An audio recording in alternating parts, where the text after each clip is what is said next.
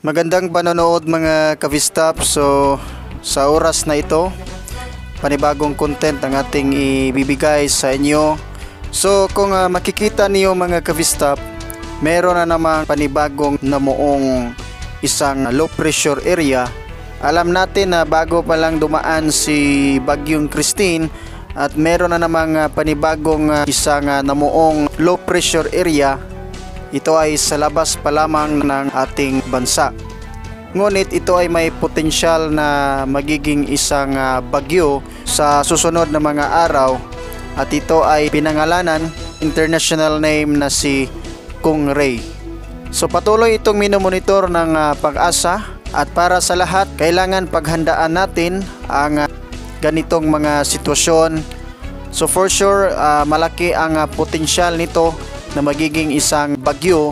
Expected na meron na naman itong dalang napakalakas na hangin at mga pag-ulan.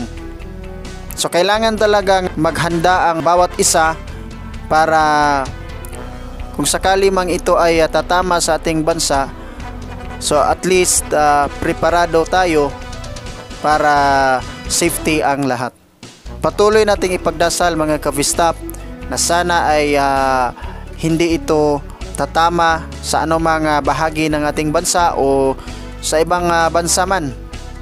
So ito lang muna ang ating ibibigay na detalye mga Kavistap. Sana ay patuloy ang ating paghahanda para sa anumang mga sakuna o trahedya na kagaya ng isang bagyo na dumating sa ating bansa.